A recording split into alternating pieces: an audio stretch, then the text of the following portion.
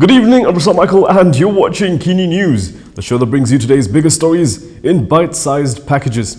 PKR President Anwar Ibrahim was accused of sexual misconduct by a former staff member last year. The police carried out their investigations and handed the papers to the Attorney General's chambers. But for this case, that's as far as it will go.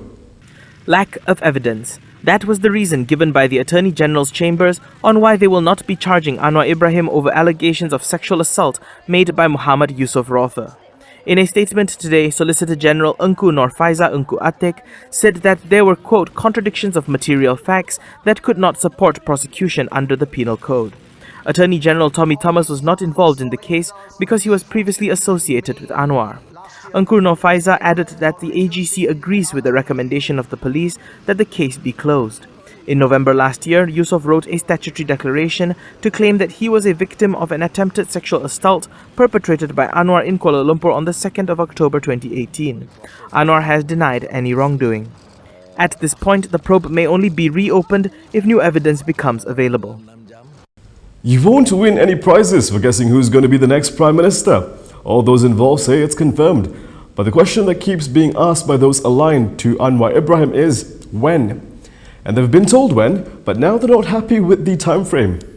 PKR lawmakers Wong Chen, Nik Nazmi Nik Ahmad and William Leong have proposed for the transition of power to happen in May 2020, which would see Anwar Ibrahim become the 8th Prime Minister of Malaysia. At a forum titled Should Malaysia Wait Until November for Transition in Bangsa, Wong Chen said the lack of a firm transition date has led investors to hold back their investments as they were unsure of the country's short-term political future. So if you transition too late for Anwar, he may not be able to implement effectively any policy whatsoever. Now there are a lot more policies out there that is more important than maternity leave. Groundbreaking policies such as parliamentary reforms. You imagine that maternity takes 1.5 years? A parliamentary reform policy that is comprehensive will take longer than 2 years. Meanwhile, Nik Nazmi said 20 years have been lost in the rift between Mahathir and Anwar, and the time has come to complete the transition from the 7th to 8th Prime Minister in May 2020. Forum organizer and Selayang MP William Leong said the PKR president must be the Prime Minister in time for the tabling of the 12th Malaysia Plan, which is expected to be done in the 3rd quarter this year. According to William, the 12th Malaysia Plan is important because it covers 2020 to 2025. It's always great to get both sides of the story, and today we have the Prime Minister himself reacting to the PKR lawmakers calling for a May transition. Prime Minister Dr. Mahathir Mohamad has one thing to say to those asking him to make way for Anwar Ibrahim in May this year. I think this will be decided by all the 4 parties together, whether they want me to go or not to go. As far as I'm concerned, if they want me to go now, I'll go now. Previously, the Prime Minister said he would honour his promise to step aside for the PKR President, but not before the Asia-Pacific Economic Cooperation Summit, which is set to take place in November. However, PKR leaders aligned to Anwar have been applying pressure for the transition to take place in May. On the other hand, DAP has taken a different approach, with the party's Secretary-General Lim Guan Eng cautioning its members not to waste precious time to question the inevitable transfer of power. Lim had also said no one should question the transfer of power, which most likely occur after the APEC 2020 summit. So while the power transition may be a hot topic for some, the bottom line is Dr. Mahathir is the Prime Minister now, and eradicating corruption has been a big priority for him. But some have questioned whether Dr. Mahathir is even in a position to speak about corruption. He addressed that today. Dr. Mahathir Mohamad is Malaysia's longest-serving Prime Minister and the only one to assume the role a second time after stepping down in 2003. While he has made fighting corruption a priority with the Pakatan Harapan government, some have accused him of being corrupt himself. At a public dialogue with Bank Rakyat Chairperson Noripa Kamso this morning, Dr. Mahathir addressed this. But of course, lots of people say, well, when you were Prime Minister, you were also corrupt. Well, that is the accusation level at me.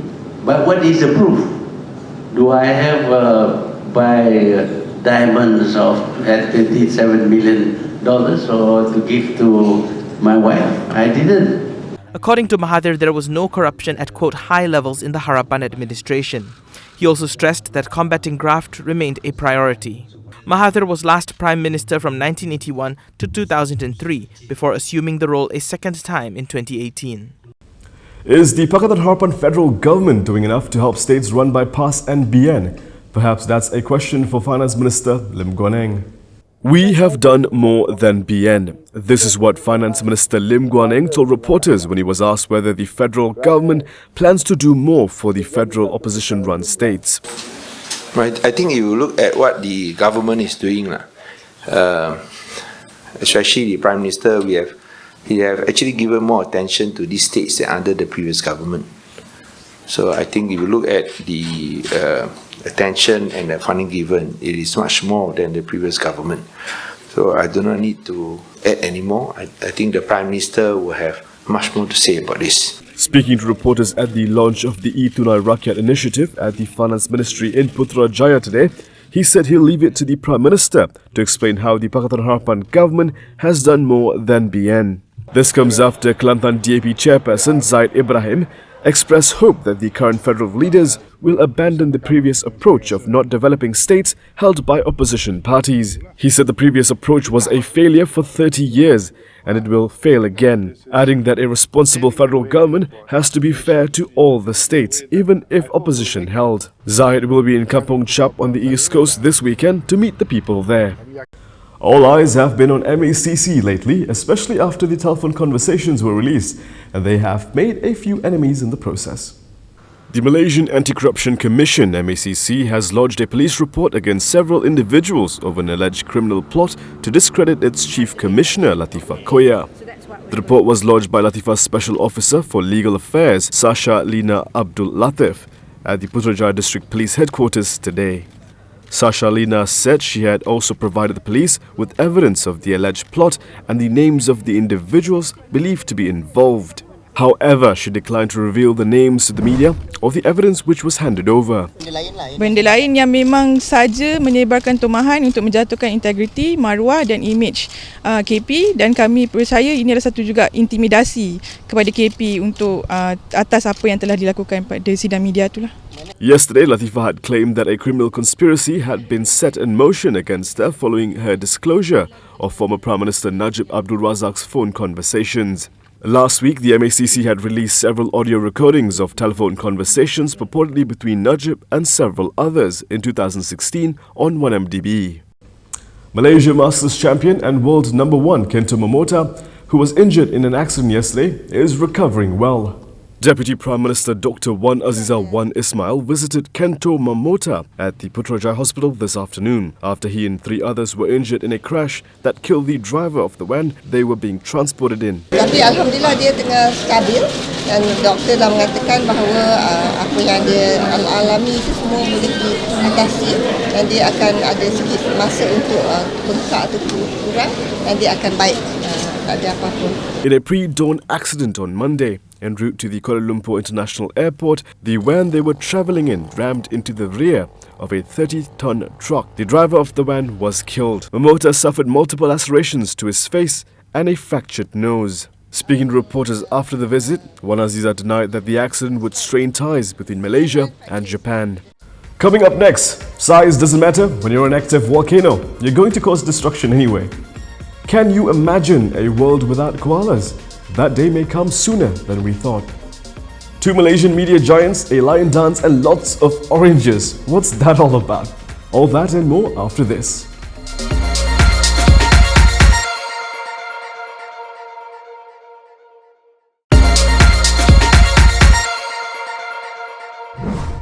It may be one of the world's smallest active volcanoes, but it has brought one of the busiest cities in Asia to its knees. Schools and businesses remained shut in the Philippine capital on Tuesday as one of the world's smallest active volcanoes, Taal, spewed clouds of ash across the city for a third day.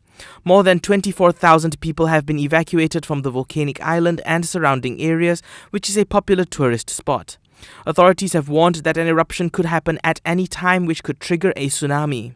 In Manila, masks sold out as residents were advised to wear them, while some residents wore handkerchiefs around their faces.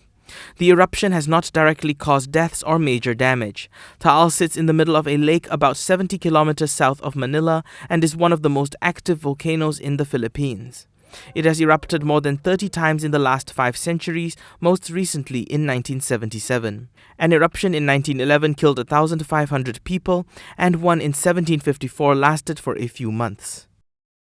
Could you imagine a world without koalas? I'd rather not, but as many as 1 billion animals could have been killed by the monstrous bushfires in Australia.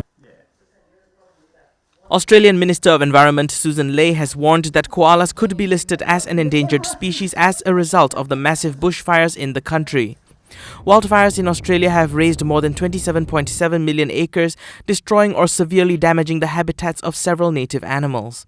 Some estimates suggest that as many as 1 billion animals, including livestock and domestic pets, have either died in the blazes or are at risk in the aftermath due to a lack of food and shelter. Koalas have been considered vulnerable since 2012, but Ley said that the Threatened Species Scientific Committee, which manages the status of all species in Australia, could soon downgrade it and officially list it as endangered. She said everything that can be done to rescue and recover the koala habitat will be done, including innovative approaches that look at whether koalas could be relocated to an area that they are not indigenous to. Experts fear that half of the 50,000 koalas that live on Kangaroo Island in South Australia have perished in fires that have devastated the island. On Monday, the Australian government committed 50 million Australian dollars to an emergency wildlife recovery program. And here are several other news highlights from today.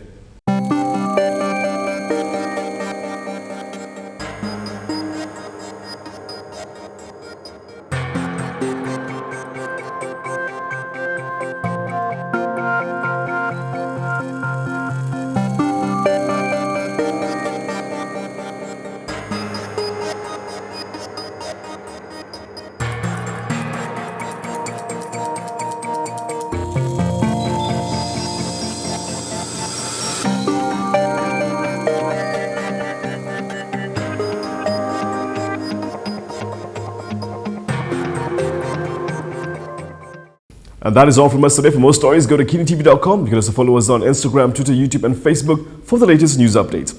Catch us here same time tomorrow. I'm Prasad Michael. Thank you for watching. But before you go, here's visuals of a special visit we got today from the cool people at Astra in conjunction with Chinese New Year.